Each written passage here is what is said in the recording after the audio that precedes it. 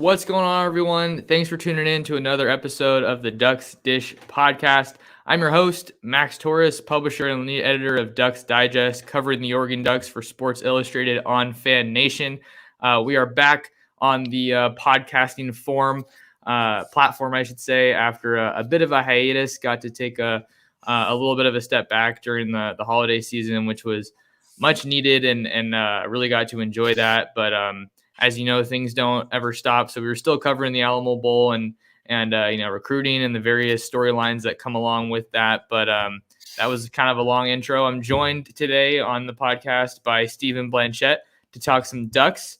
We're going to be talking about the Alamo Bowl, some coaching hires, some recruiting news, and a whole bunch of good stuff today. But Stephen, how you doing, man? Happy New Year, and glad to have you back. Doing great. Happy New Year, Max. Hope you enjoyed the holidays. Thanks for having me back. Excited to talk some more Ducks news. Yes, sir. Yes, sir. All right. So I want to start with the freshest news that we have kind of at the moment, particularly with recruiting. Ducks getting things started in the 2023 class with a big commitment coming from cornerback Cole Martin out of Chandler, Arizona, Basha High School. Really, really big name to start off the 2023 class. A lot of people will recognize this name, seeing that the Ducks just hired Demetrius Martin, Cole Martin's father, to become the next cornerbacks coach. So the timing kind of aligned there, and that was pretty favorable, and you can understand why it's a good situation for Cole Martin to hop on board here. And I think it's good for Dan Lanning because you get things started in 23 with a pretty big defensive name, a West Coast guy, or out West, I guess you could say. West Coast isn't really Arizona, obviously, but I think that state kind of falls into the umbrella of out West. As we kind of peel back the layers here, Stephen, what are your kind of reactions to this addition for the Ducks? Really excited about it. Like you mentioned, his father was just hired as the cornerbacks coach. So I'm sure if the decision wasn't final, that was probably the kicker that got him over to Eugene. So really excited about him overall. Number 9 cornerback in the nation, 87th player, ranked nationally according to 24/7 Sports. So he's certainly a stud, 4 stars, first commitment of the class. So making a splash with that. It's always nice to see. Lanning did some good things with the 2022 class with what he could, and I think this is a big name for him to start off in 2023. Had a lot of offers from a lot of different schools: Alabama, Notre Dame, USC, I think 30 other ones as well. So highly recruited kid. Played offense, defense, and special teams as well, which a lot of kids do nowadays. But it's really good, especially in the secondary, I think, to be able to have that experience of playing on both sides of the ball so that you're more able to diagnose, schemes, plays, routes, running lanes, that kind of thing. So kid's a really good player. Watch some tape on him. I'm really excited. I think it's a big defensive hit going into our 2023. It looks like we're shaping up to be a more defensive minded team going forward, especially under Lanning. So I'm excited about him. One of the things I like, Stephen, about Cole Martin is really how explosive he is. You talk about the experience that he has on special teams, and I was watching some tape of his as well, and you see him making some pretty big plays as a kick returner. So I think back to a little bit about Mikael Wright and how he made his impact felt for the Ducks pretty early as a freshman. Returning kicks, which is super valuable. The Ducks special teams were definitely not a strength this year, especially particularly I should say, on the kickoff and punting units. Tom Snead did a great job kicking the ball majority of the year, but they just really didn't get a whole lot out of the return game in particular. So I think that'll be really valuable, and he's got a lot of speed with kind of the way that college football is right now. It's a passing, the Pac-12 I'd say is a passing conference, but college football as a whole, a lot of the best teams can really, really let it rip downfield and have some explosive playmakers. So getting a guy like Martin to kind of counter that, and especially when you're looking at the skill guys that Lincoln Riley's going to be bringing in at USC, I think it's a great position to start with in the 23 class. Totally agree. Kid's got elite speed. That was actually the first thing I noticed when I was watching his tape. It starts off, at least the one I saw, with a few different special teams plays that he made, as well as some interceptions that he took to the house. And kid's got elite speed. I'm not sure what his 40 time is or what his 100-yard time is, but I'm sure it's very impressive. So like you mentioned, college football is certainly not just the Pac-12, but overall has really become, been shifting to a more offensive air raid sort of style and speed and space type of thing. And so you've got to have speedy guys out there in the secondary. And this guy certainly, satisfies what you're looking for in that position. Another interesting thing about kind of the timing of this is that it's a 2023 guy, and it really felt like before Cristobal left Oregon, they were just getting really close to pushing ahead to 23. I think a lot of the schools that you see pushing ahead to 23 pretty early. I mean, the early signing period is obviously behind us now, but I still feel like in the calendar year with recruiting, those teams pushing into 23, it's pretty early. So I feel like those teams that did that, they had really strong 22 classes. And that's not to say that Oregon's 2022 class isn't good right now, but certainly isn't what it was when Cristobal left. So I find that it's kind of interesting that they're getting into 23, even when they obviously have some work to do in 22. But just kind of going off that, I think it's great to have a guy like Martin in 23 to start things off because he's highly rated. He's a West Coast guy. And this 2023 class is going to be the first recruiting cycle that we can really, I think, fairly judge Dan Lanning off of, because whoever he gets in 2022 as his final group, that's not, that's not everyone that he was working with, right? Those are going to be some of the guys that committed and have since signed under Cristobal when he was at Oregon.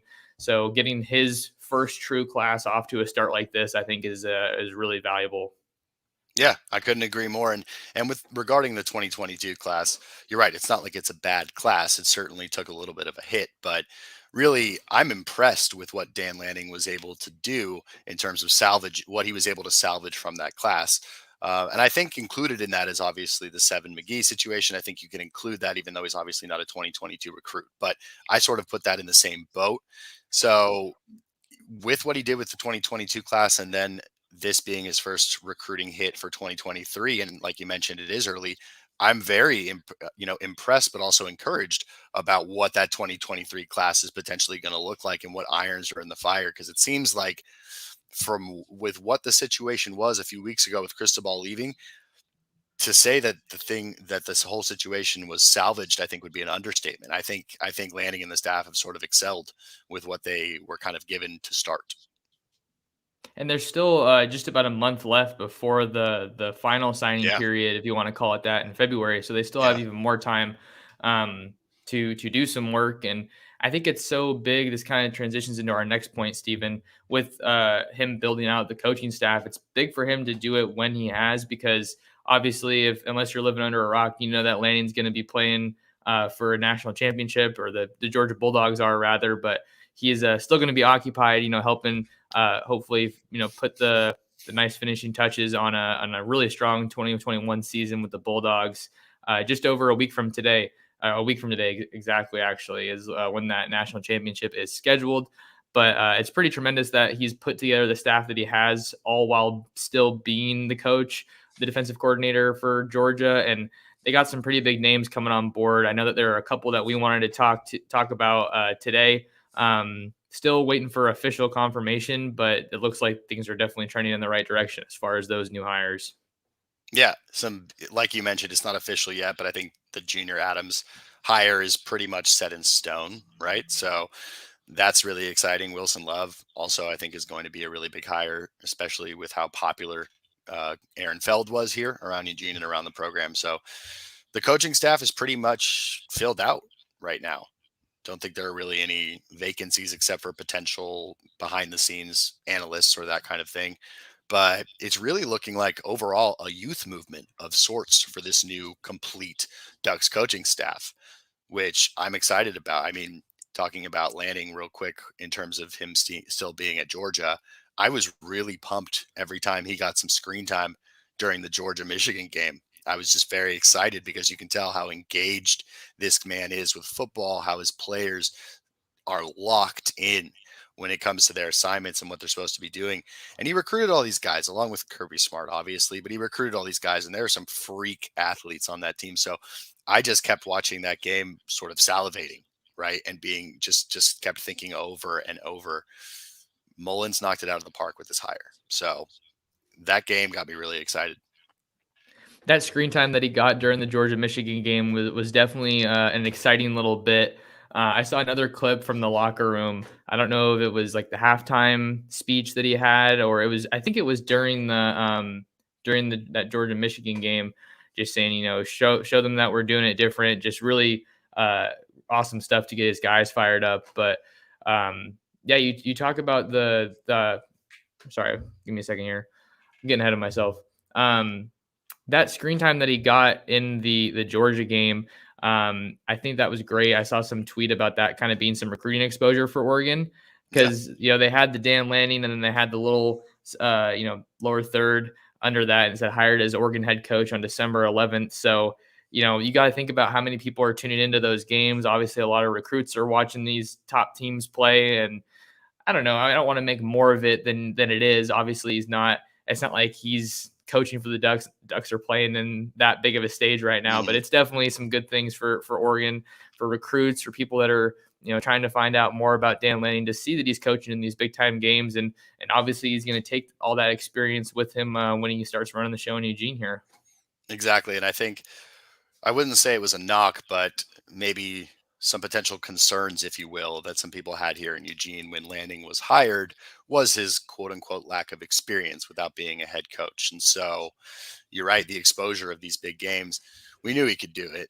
People who watched college football all season knew that he could coach an elite team and get them to an elite level, which he's done. But yeah, I mean, with the little amount of time that he was given screen time and sort of mentioned and talked about throughout that broadcast during the game, I think it was great for recruiting exposure for anybody who's watching and potentially considering the Ducks or had been in conversation with the Ducks and was maybe reconsidering things after Cristobal left.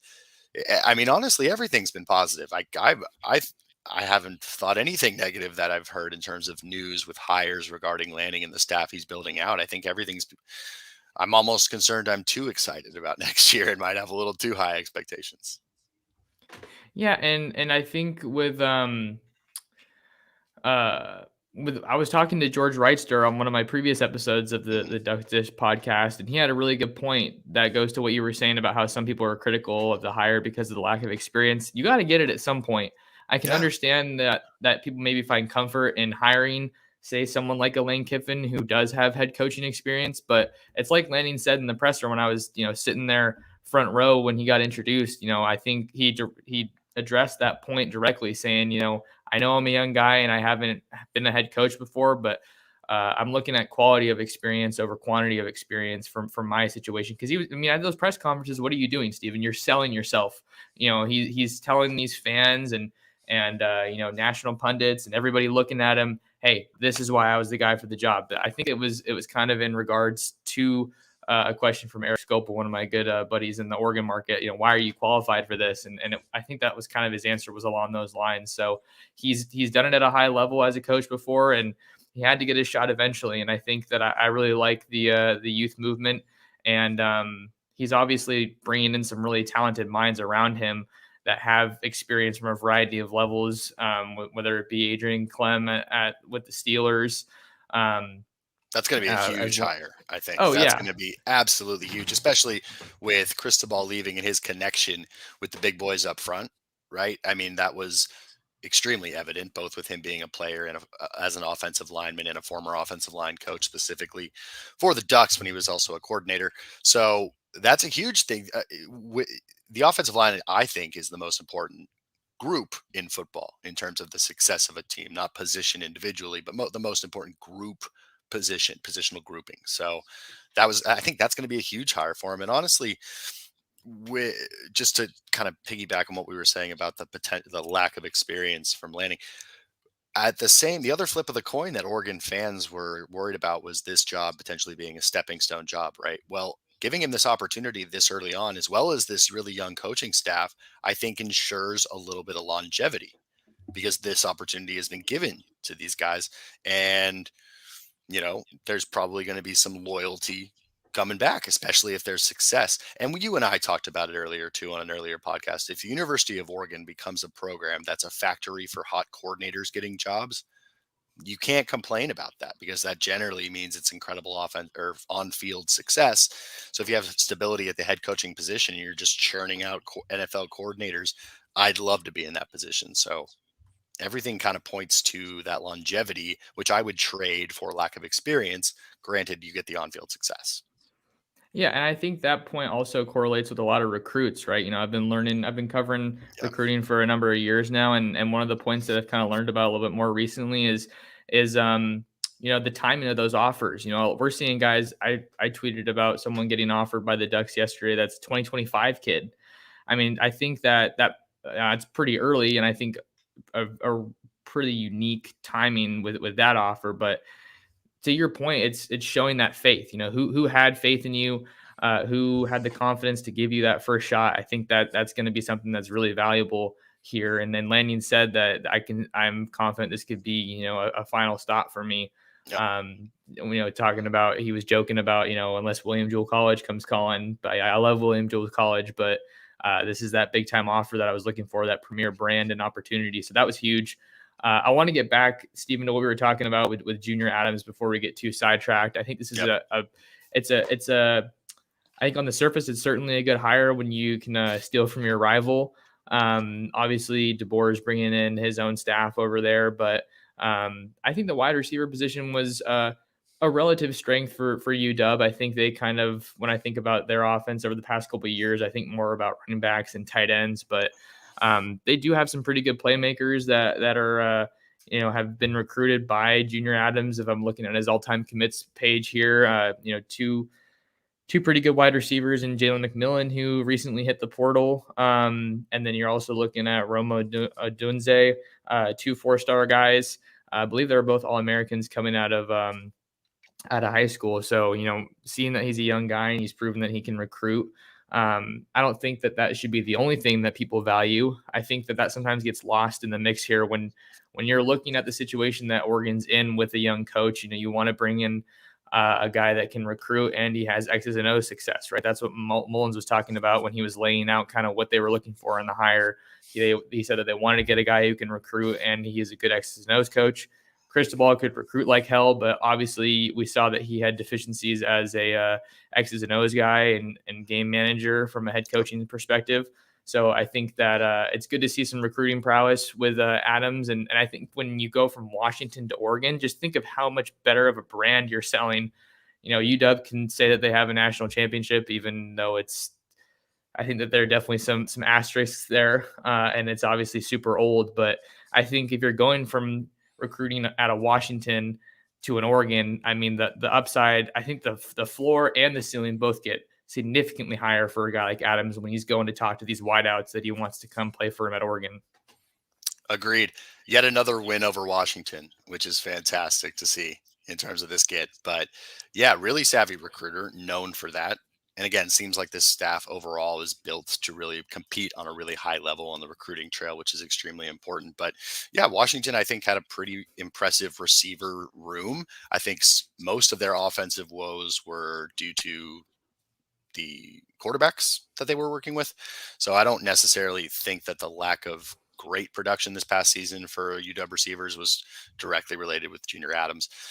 You know, it's it's something where the receiver room is going to be really important next year, and I think we got a really good glimpse of that, and we'll touch on this more here later on when we're talking about the Alamo Bowl.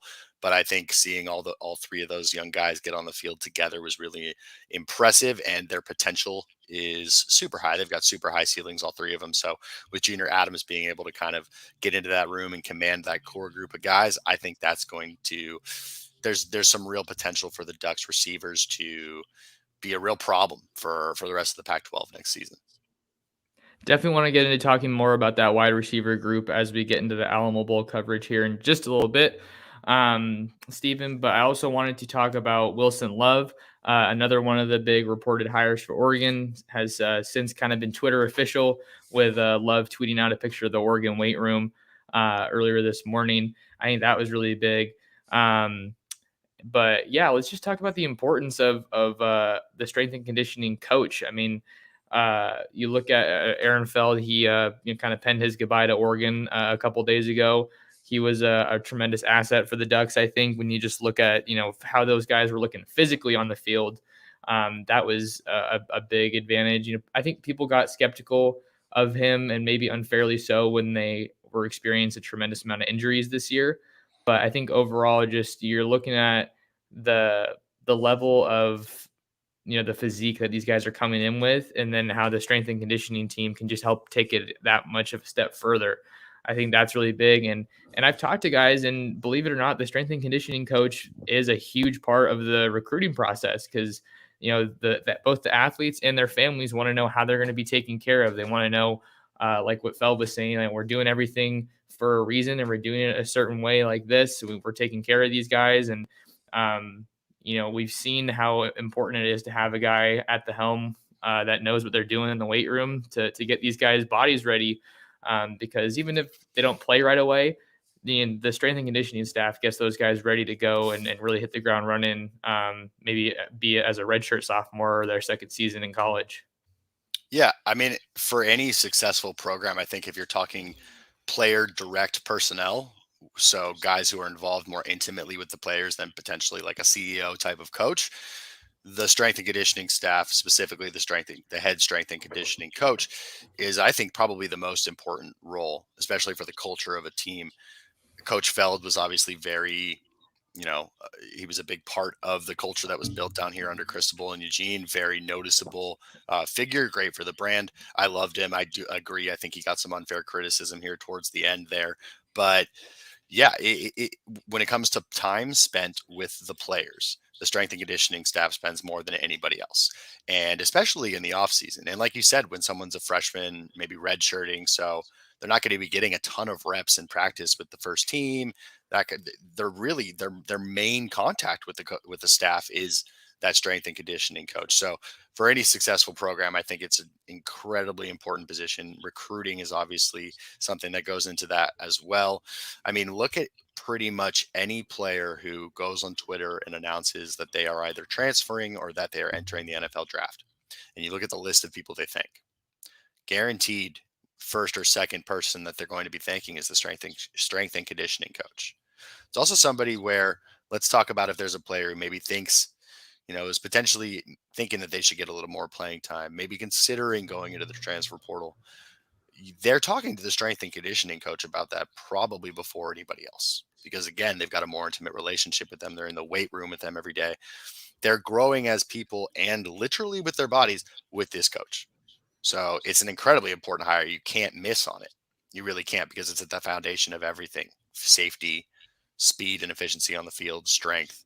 It all sort of is at the core of being on the field and successful in football. Absolutely. And you look at some of the stops that Wilson Love had, prior to getting out to Eugene, most recently at Ole Miss Yep. with Lane Lane Kiffin, but he Kiffin. was also with Kiffin at FAU. Hmm. And then he was an assistant football strength and conditioning coach at Alabama. Um, after, let's see here. After serving with 2 seasons with the Tide in 2015 and 2016. So I think this kind of opens another interesting little point that we can hit on here just before we get to the Alamo Bowl, Stephen. It's just about pulling from the SEC. Obviously, that's the gold standard of football. I don't think that it would be smart to argue that at all. I mean, just look at the national championship and the two teams that we have playing for. They're both from the SEC. And just from top to bottom, they have the best teams and overall strength, I think. So kind of what I want to get at is, I think I see the value at pulling from the SEC, at pulling from someone who has had that experience at Alabama. But I think at the same time, sometimes it can be overvalued to a degree. Like, I don't want to say, oh, look, the Lanning hire is a home run because he was with Saban at some point, or the Wilson Love hire was, a home run because of that. I think it's a plus for sure, but I don't think it's a make or break. But I will say at the end of the day, it certainly gives me more confidence that a hire is going to work out if a guy comes from Bama. I agree. And it's not the end all be all, but when you've got, especially again with Lanning, a coach who doesn't have direct head coaching experience, we know that he's seen Nick Saban do it. We know that he's seen Kirby Smart do it. So you've got to think, if the guy ever gets his back against the wall, what's he going to do? He's going to think back on what he saw Kirby Smart do in that situation, what Nick Saban do in that situation, which generally has worked out for those two programs. So again, not the end all be all, but it does, I think, instill just a little bit more confidence, especially in this youth movement that, okay, they're young, maybe inexperienced, but the experience they do have is, like you said, the gold standard of college football. Now, I think it also plays big with recruiting because you do want to have guys who have West Coast ties and West area ties as you start, as your sort of base. But you want to have guys who have got people and coaches they can call all over the country, especially in the South and the SEC recruiting country. It's Southern California is great, but I feel like Florida, Texas, those states are a little bit more fertile in terms of getting those studs that are going to be playing for you. So being able to have those guys that have maybe not even ties but connections at those spots, I think is just as important as off or on field experience. And then just real briefly, Cristobal was known as trying to make Oregon have sort of an SEC style. And I would agree with that, but I think it was 2 or 3 years outdated in that look at the SEC now. Alabama, Georgia, they're airing the ball out, scoring 35 points a game. It's not just power football anymore, but the recruiting has still been the same. Get the top guys at every position and you breathe it every single day. They're talking about recruiting at every single meeting, even prepping for the national championship. So that sort of recruiting style and that sort of emphasis on it, I think, is also going to be translating, which is going to be huge. Definitely. I'm excited to see the love and what he does to uh, these guys on the team and how he can develop them. Also, if you look at the timing, the early enrollees are starting to arrive in Eugene, so really important to have that guy in place for Lanning to get these guys whipped into shape. To kind of mold them into the players that Lanning sees as those guys that can really help the Ducks get this thing going and ultimately get ready for spring football and then a game with Georgia to start off the 2022 season. But I think we've kept the people waiting long enough. Steven, let's talk about the Alamo Bowl. Um, better late than never. I know this is a little late, seeing that the game was a few days ago, but I wanted to hop on here and give my thoughts on the game with Steven. Ducks losing 47-32 to the Oklahoma Sooners in the Valero Alamo Bowl in San Antonio. A game that I wouldn't say it had a lot of anticipation, but really just a weird build up to this. When you think about Mario Cristobal being on the Zoom to accept the bowl invite when there was all the smoke swirling about Miami. And then, just a few days later, you got him saying, a tremendous opportunity to play a great team. We're excited to have another chance to build and improve. And then a couple days later, he's getting introduced at Miami. So just another example of how crazy, college football has, really shifted with regard to the coaching carousel. And then Oklahoma themselves had Lincoln Riley leave, and then Bob Stoops came back to, take the interim head coaching duties over for this one. And then players from both schools transferred and opted out for the NFL draft. So it just set the stage for quite a unique matchup out there in Texas. It was a weird vibe going into it for all the things you mentioned, right? The coaches being the most obvious thing. So my first question going into it was who was going to respond better to that kind of adversity that both programs have been going through. I think that Oklahoma had a little bit of an inherent advantage with Bob Stoops coming back in that sort of motivational category. It's hard to top that. How many legends do you bring back for one game like that? And on this Oklahoma team, those kids weren't recruited by Bob Stoops, but you can sure bet that they know everything there is about Bob Stoops and the legend that guy is out there in Norman. So, it was strange build up in that sense. You're right with the opt outs and people being hurt, not playing. We knew Oregon's defense wasn't exactly going to be the unit that it could be heading into that game. And that was definitely exposed. We'll talk about that a little bit later, but the buildup was definitely strange. And you would think that let's just go back in time and let's pretend in an alternate universe here that Lincoln Riley never left for USC and Mario Cristobal never left for Miami.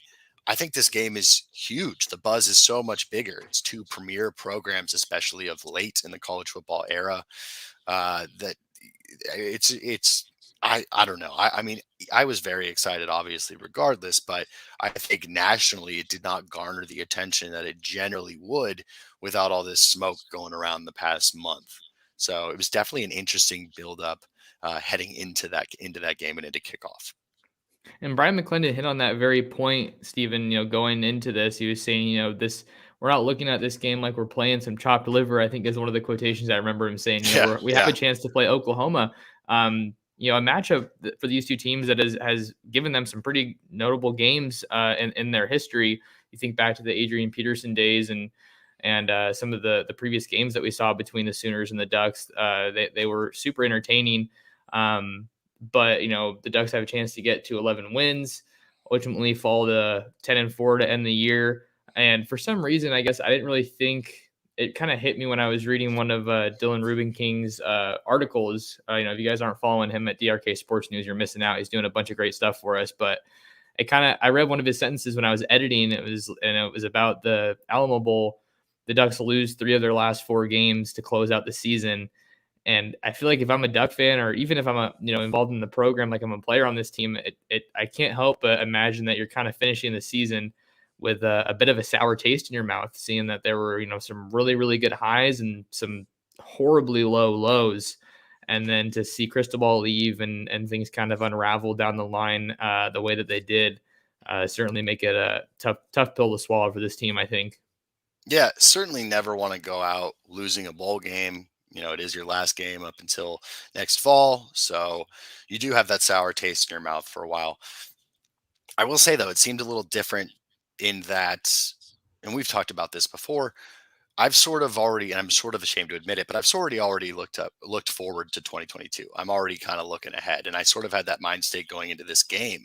Like, you know, really excited to see what Georgia was going to do after this game and see how Lanning was going to look with that defense. And so going into it also, I didn't think that the Ducks were going to win, mostly because of the opt-outs and absence of players on defense and injuries. I just thought that was going to be too much, and that's what ended up happening, right? But there was also some stuff that, yes, it was a loss, but I think it was different than the 2 losses in Utah or against Utah. With those, it was not only that the Ducks were outplayed in every facet, but there wasn't a lot of fire. It seemed like once they got down, there wasn't much hope. I wouldn't say that there wasn't effort, because there obviously was, but it seemed a little more deflating for the entirety of those 2 games. Whereas this game, as we saw in the third and fourth quarter, the Ducks showed some fight that I think a lot of people hadn't seen for during those adverse moments of the season this year, especially against Utah. And so overall, I'm kind of encouraged. I think it's pretty funny to see the final stat line. Anthony Brown outpassed Caleb Williams. I don't think anybody would have predicted that at all going into this game. So, we'll touch on more about the kind of contrasts and styles in the first and second half a little later here. But overall, with the loss sucks. It's not fun to lose that game. Oklahoma is going to have bragging rights for however many years it is until these 2 teams play again. But with the fight that I saw with this team, I'm encouraged overall about how that kind of is going to flow over into spring practice and into the 2022 season.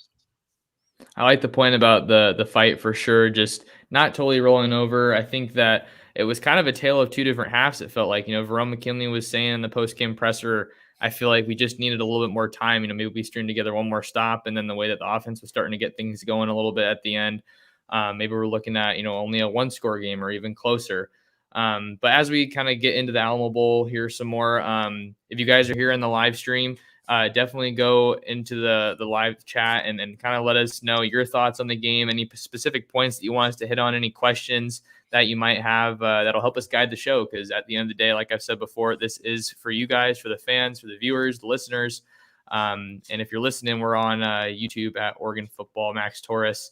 So I want to get to a couple quick comments, and we'll hit on them as we see more. Chunky Monkey says, Happy New Year's, guys. Happy New Year's to you. Thanks for tuning into the show. Chunky Monkey's been a frequent viewer for us. Always appreciate the continued support and seeing people come back, as is the case with Nick. And Nick said the Alamo Bowl, the first half they played too conservative. The second half is the kind of football that Oregon is capable of playing. And I think that's a really good way to put it. Kind of goes back to what we were saying about, a little bit of a tale of 2 different halves. Only 6-3. Oklahoma led after 1 quarter, But then in the second quarter, Oregon was outscored 24-0, and they went into the half trailing 30-3. It felt like they had a chance for really most of the first quarter, but I think things kind of just progressively got sloppier. But things did kind of play out, at least from a defensive standpoint, kind of how I expected them to, right? You have DJ James hit the portal, one of your more experienced defensive backs, especially at corner. And then Mikael Wright opted out to prepare for the NFL draft. So that really just made the Ducks super thin at corner, with Dante Manning and Triquez Bridges getting a majority of the snaps there, and then Jalen Davies got some snaps as well. True freshman that really hasn't played all season, and then Bennett Williams made his return in the secondary. And the Ducks were missing a lot of big pieces in the trenches. I don't believe where Hudson played. KT obviously wasn't going to play. You kind of figured that was going to happen. I think if they played in the Rose Bowl, I might have been a little more hopeful he would have played. But the way that things go, I feel like are in college football. I think a lot of people, if they're not in the playoffs, the reality is that some people, I'm not saying this is all players, but some players kind of view it as not as worth it.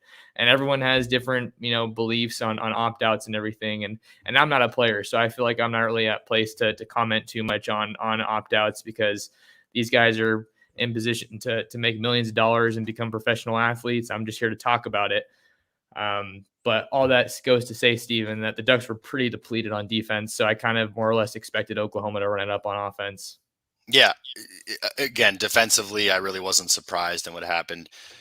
I believe at one point during the game, with the 3 or 4 linebackers that were out there on the field at that time, the team in the booth mentioned that there aren't any other scholarship linebackers ready to go for the rest of the game. So if one of those guys went down, we'd have a walk-on essentially out there playing linebacker, which you wouldn't expect to see in the Alamo Bowl. It's a big bowl.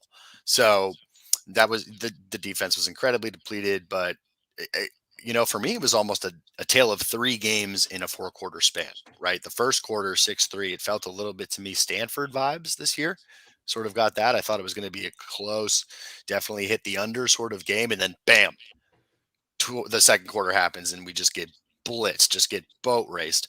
I believe in the second quarter, from that going into the third quarter, it was touchdown, touchdown, touchdown, touchdown, touchdown, and field goal. So as a defense that is so depleting, and it's depleting for an offense too, right? Because on the defensive side, you're thinking, all right, the offense hasn't been able to do anything.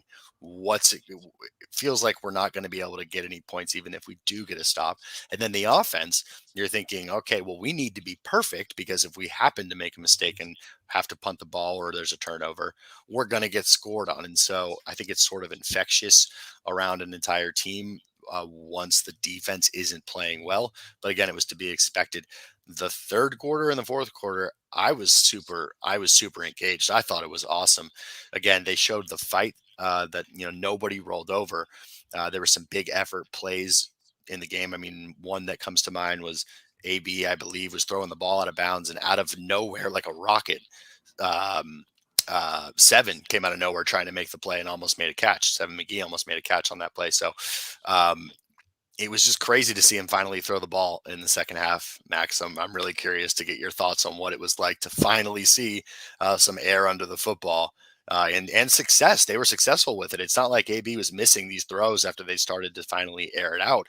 He had 3 beautiful touchdowns that were over 30 plus yards each. I believe one was even 55 yards. So I'm really curious to get your thoughts on what you were feeling as you saw the Ducks kind of creep back by Villa throwing the ball.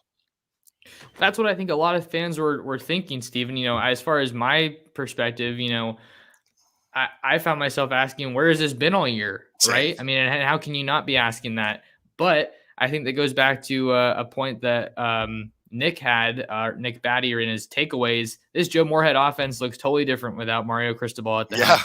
Because I think that just drives home the point that Cristobal wasn't letting Moorhead run his version of the offense. And I mean, was every deep ball that Anthony Brown threw this season perfect? No, but he looked so much better in that bowl game.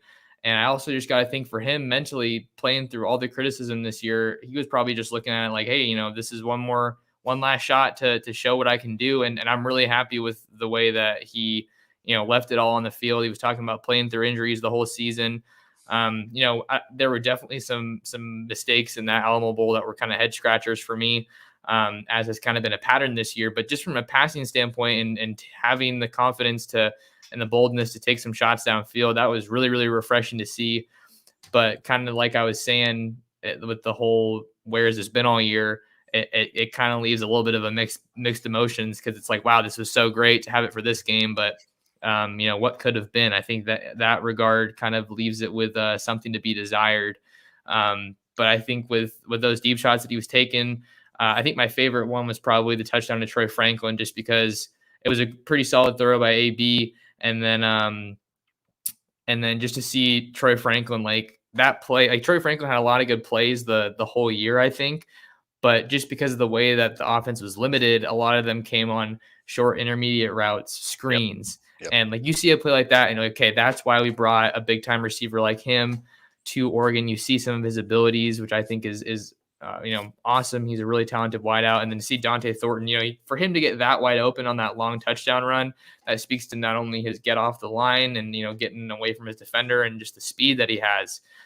So that definitely gives me a lot of confidence in the young receivers going forward. And then Chris Hudson had a heck of a game as well. He had another big shot as well. Heck of a game. I'm so touchdown. excited about Hudson. So excited about his potential. I think he's going to be the clear leader of that room going forward the next 2-3 years. Yeah, it was great to see him, especially because he kind of came on a little bit earlier, it felt like, than Franklin and Thornton did towards the end of the year. Thornton had his first touchdown on his first touch against Stony Brook at the beginning of the year. But Hudson was one of the only bright spots in both Utah games, it really felt like. And it's got to give Duck fans a little bit more confidence, especially when you're looking at the attrition that they are facing rather, at the wide receiver spot, with Johnny Johnson and Jalen Redd both going down with season-ending injuries. Neither of them are going to be back next year. Micah Pittman transferring to FSU. I wonder what Pittman was thinking watching this game. I wonder if he was tweeting. He was tweeting. He was like, they have receivers. I think are some of the tweets that I remember seeing. It seemed like it was a little passive aggressive, but I mean, I if I'm in his position, I can totally understand where he's coming from. Yeah, I got to say too, it made me think possibly I was a little too harsh on Anthony Brown, and let me tell you what I mean by this. I thought that he was unable to throw the deep ball because he was given maybe one or two shots every game, and it didn't work out most of the time. But now thinking about it, that's sort of what started when we started airing the ball out in the third quarter. This past game, I believe he missed his first one, and it was an overthrow. And I'm like, great, all right, we're never doing that again. And it was the first game where they basically gave him some more, room on the leash to be able to do it again and again, to be able to build those completions and build that confidence. And so I started thinking, wow, if we had given him the time in other games to get some of these shots out of the way and then continue to go to the well, he would have hit on the well as the game progressed, which is exactly what happened this game. So it really was kind of, I don't know, shocking is too strong of a word, but it was very clear that Cristobal, I think, was holding this offense back and had his fingers a little too much into it. And Moorhead, like we talked about earlier, it was almost like down 30-3. I'm going to Akron. This is my last chance to be, coordinating this offense with this team. Screw it. Let's just throw the ball, boys. And they responded. And it was really awesome to see. Yeah, I love to see it, because a good running attack can only get you so far. Oregon's not one of these service academies that runs the triple option. Yeah. Literally, but it kind of felt like that at times, right? It's like what use is it?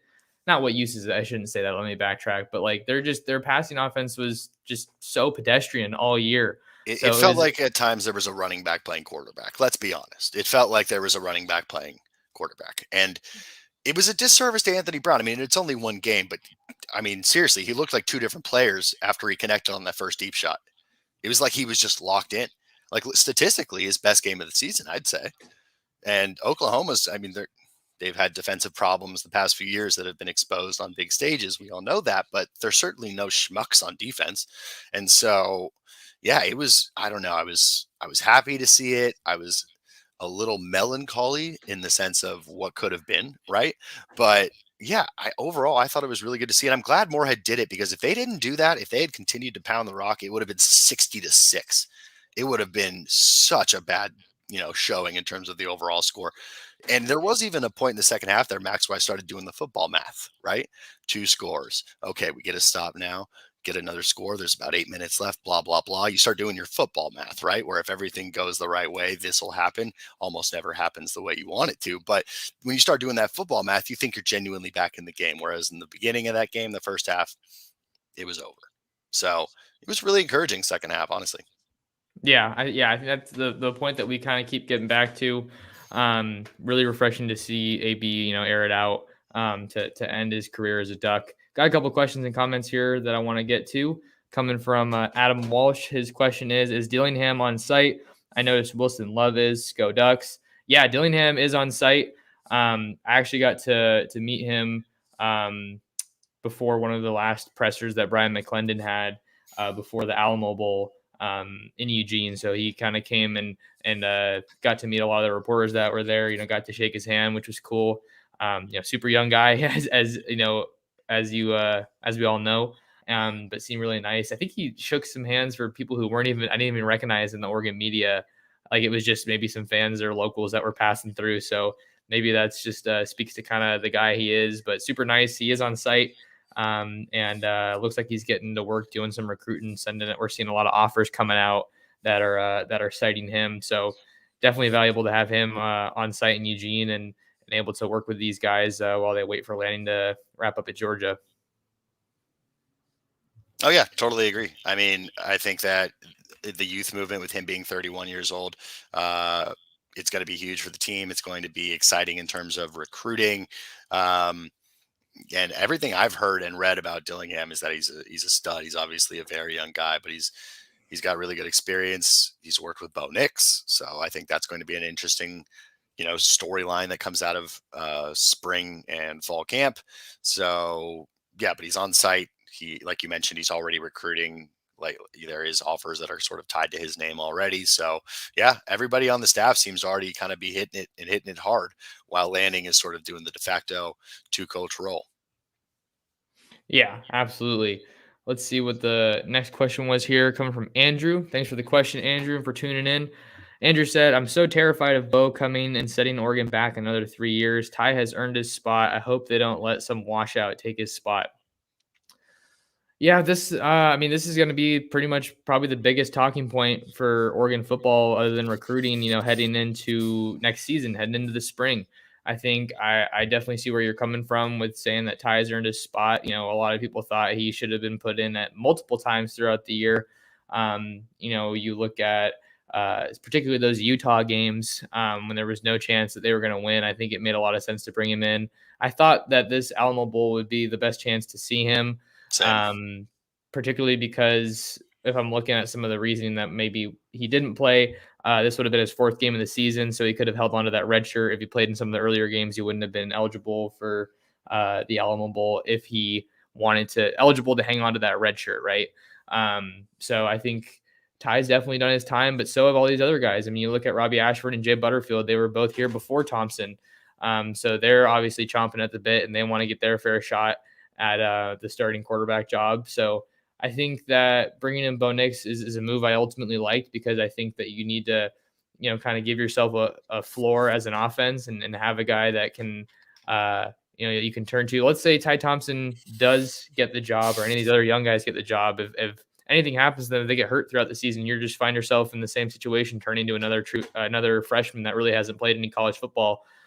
So I think by having Nix in Eugene, even if he doesn't win the job, you have a kind of a safety valve to turn to that has some experience, albeit and also in the SEC, which is good. And like we said earlier, that's not the end all be all. I don't think that should be the only reason that Bo Nix is a good addition for Oregon, but I can understand the concern. But I think with the new staff, I have a little bit of confidence, at least early on here, that they're going to give all these guys in the quarterback room a good shot.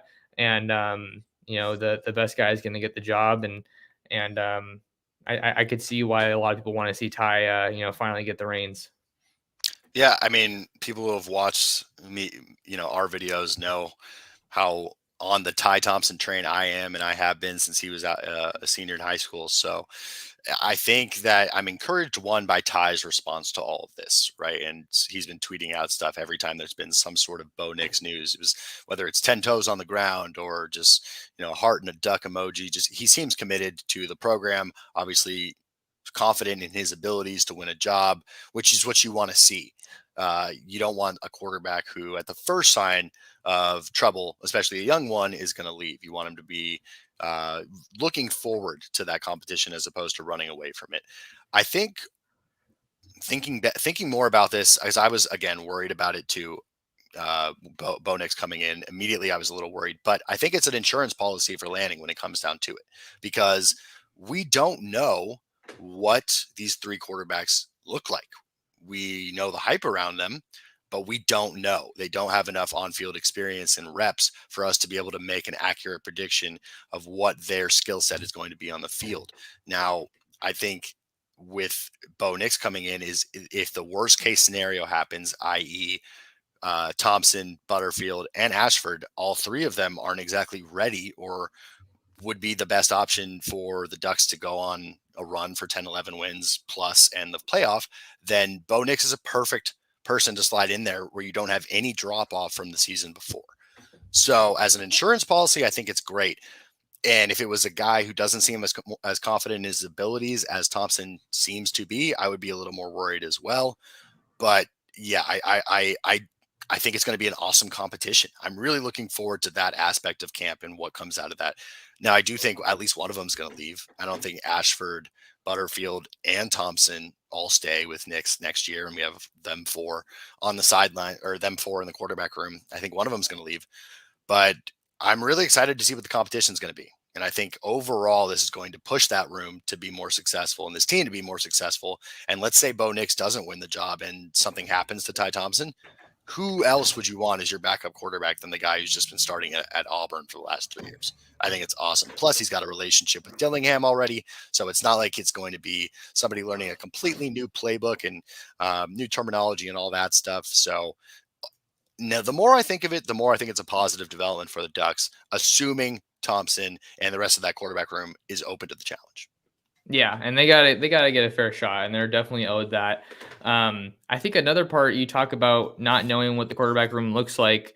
I think a lot of that goes back to the last staff. We already talked about having chances to put another quarterback in, and they didn't do it. I think another thing that this kind of goes back to is just the way that these games played out this season. I don't know if I've said this with you before, but I've definitely said it on other podcasts. Oregon was head and shoulders above multiple teams, most of the teams that have played in the Pac-12 this year, but they played so many close games. And because they didn't, I know, I know players and coaches say, you're not going to apologize for winning, and I'm not asking for that. But the reality of the matter is you won a lot of close games. If you were able to get some big wins and really open some of these up, then hopefully you can get some of these young guys in, and then you're not in this situation where you have a little bit better understanding of what your sample size looks like and kind of what you're dealing with.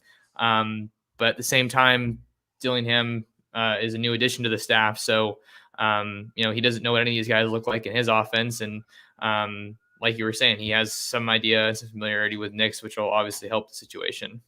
Yeah, I mean, real quick, I think that's such a great point that you just made, Max, is that with Oregon playing down to competition, it seemed all year, they just didn't get the chance to have these guys hit the field. I mean, there's so many times in the stadium when I was there this season, the beginning of a game against, Stony Brook, against Arizona, when they came in against Cal, people were saying, I really hope it's a blowout so we can see Thompson and see some of these young receivers. And it wasn't a knock on AB or the starters. It was that let's see what we've got, because that's what's really fun about college football. If you're a part of a really good program, is generally you get to see the future a little bit with some of these big time wins that you get with large margins of victory. And it never happened this year at all.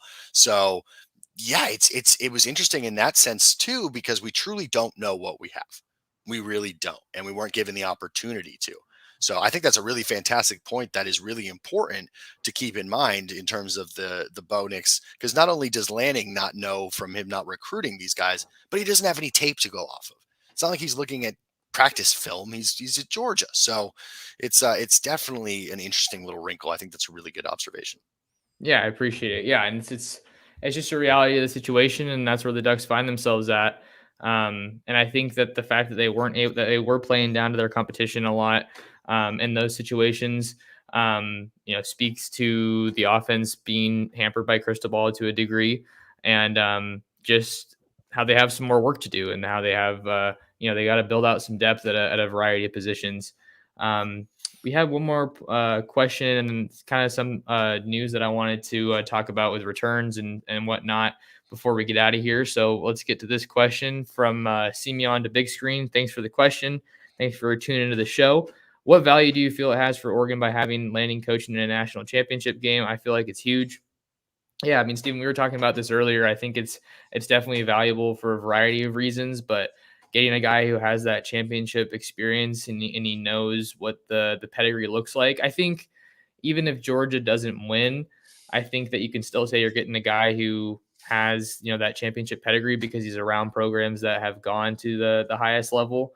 And I don't know. I think Bama definitely has the edge at quarterback, but this is probably the best shot that Georgia's had in a while. So if they win, it's only going to look even better for Oregon. But I think it is important that people know that, it's not necessarily Lanning's defense. Like, he obviously is a defensive coordinator, but I was talking to Brooks Austin, who runs our Georgia site on SI, and he was saying, Lanning is a great coach, but there are obviously some other minds at work here with Kirby Smart and Muschamp, I believe, and another guy on that Georgia staff. I need to double check that. But yeah, some other good names are certainly at play here, and I think that it's only going to help Oregon to have a guy that's coaching in these big games.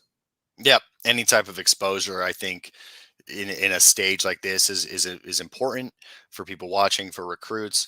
But again, obviously Dan Lanning is not the only hand in this defense, but for me, what gets me excited about watching him coach is the interaction that he has with his players.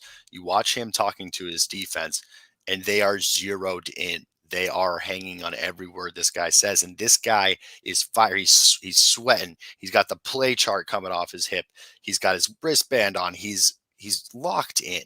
Locked, and not every coach is, right? But it seems different when you're watching him. And maybe it's because I'm just so excited about what he's going to bring to Eugene.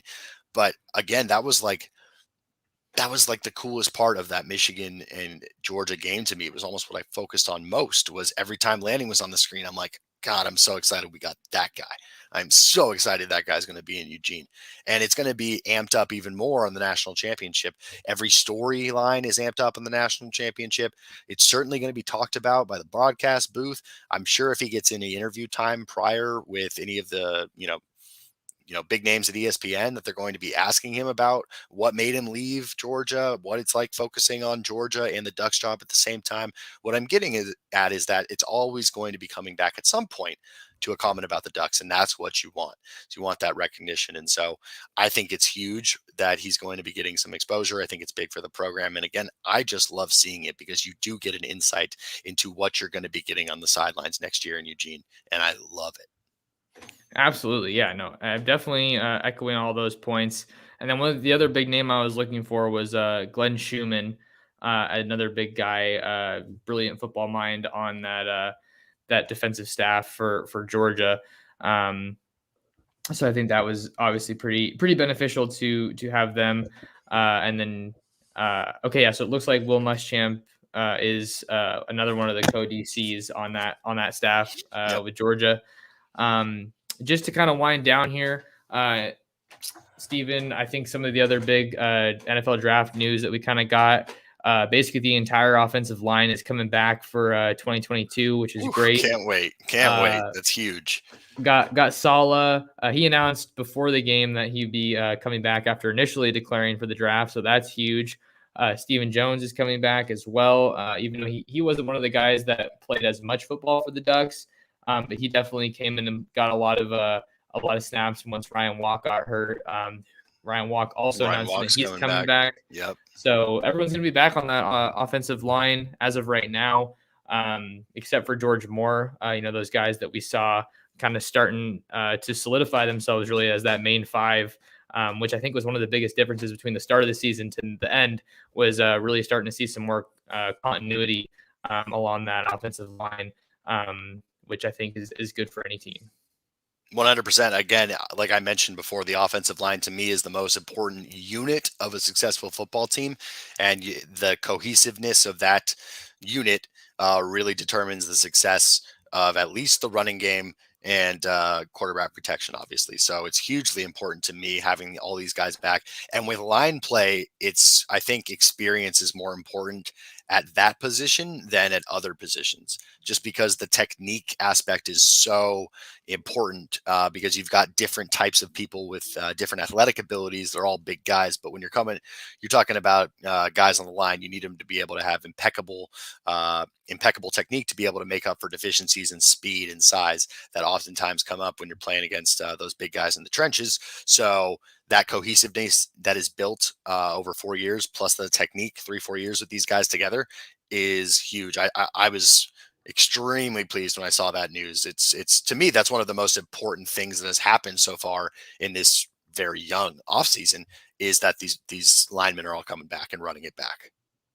Andrew had a great point here after losing Kingsley to BYU. So he said, "So pumped the O line is coming back after losing Kingsley and Banks." And then in parentheses, and probably the Washington guard who decommitted, talking about Dave Yulee, who I believe decommitted on Christmas Day. So kind of an interesting day to make that decision. Yeah.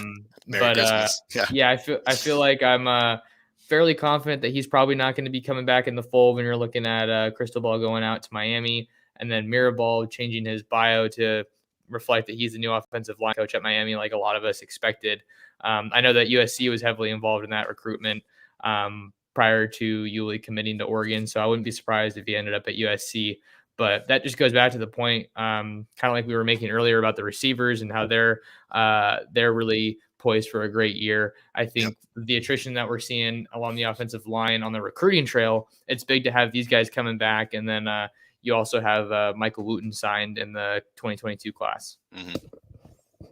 Yeah, the last point I wanted to make here, as far as the draft decisions, Verone McKinley, Oregon consensus All-American safety, has declared for the 2022 draft. So that safety room and really the secondary as a whole is looking pretty young. You're looking at guys returning. Bennett Williams is going to be coming back. He had a really funny graphic because they didn't make one for him where he just pasted his face. I think it was on TJ Bass's, and he just said, "I'm back." So that was really funny. You should go find that on Twitter if you guys haven't seen it. But Bennett Williams back is huge. Definitely makes a lot of sense considering he missed most of the season with an injury. And then you'll have Jamal Hill back at safety. So that's another guy who's played a lot of football. Steve Stevens figures to be back, even though he missed the rest of the season after getting hurt in that Colorado game. And then you think about Triquez Bridges and Dante Manning, and then some of the younger guys like Jalen Davies, Darren Barkins that should be back. But it is also maybe worth referencing and noting that DJ James hasn't committed elsewhere yet. So maybe that's a guy who still kind of has the door open. Lanning obviously wants to try to have him stay if possible. And then getting Demetrius Martin as a coach is pretty significant, I think. And it's good to have that piece in place to maybe get him to stay on board. But you understand a move like that for James, seeing that he's from Alabama and is one of Cristobal's guys. So that he recruited. So hope that he can stay in Eugene, but wouldn't be surprised if he ended up finding somewhere else. Yep, McKinley leaving is going to be a loss. Not super shocked about it though. I mean, kid's an All-American, so I would love to see James come back. We'll see what happens with that. But this team is, we all know how young this team is going into next year. They were 75% underclassmen this season. So overall, I don't think it's not like we're losing the entire sort of, maybe we are sort of losing the entire second, but either way, I'm excited about these young kids that we have there, both at safety and at the cornerback position. Absolutely. Well, before we get out of here, Steven, where can people find more of you? And always want to give you a chance to help grow your following, or anywhere else they can find you. Appreciate it, Max. Yeah, right now, main thing that you guys can follow me on is Twitter, SB Sports 541. Working on getting a YouTube channel set up as well to be able to kind of put this content out on there for you guys. But yeah, give me a shout, and then Max is going to give a little plug as well here. But if you don't follow Max, definitely go do it. It's actually before Max and I connected, he was I was just a big fan of his content that he's putting out there. So he's always on top of the biggest news and biggest stories, especially when it comes to the Ducks and the recruiting world. So go give Max a follow. Max, where can they find you? Appreciate that, Stephen. Yeah, you can find me on Twitter at mtorresports, that name right there on your screen, tweeting all the time, tracking the Ducks and the biggest stories. And then if you're watching the live stream on YouTube, kindly ask that you go ahead and hit that nice red box and subscribe to the channel at Oregon Football Max Torres. It's been really fun doing these, and the subscription is, it's free, only takes a second out of your day, and it is a tremendous help for us. And then go ahead and find more Oregon Ducks content at ducksdigest.com. And go ahead and rate and review the Ducks Dish podcast on your Spotify apps and Apple Podcasts as well. But those are all the platforms that you guys can find us on. Really appreciate you guys coming in to tune into the show. And we'll see you on the next episode of the Ducks Dish podcast. Take care, everyone.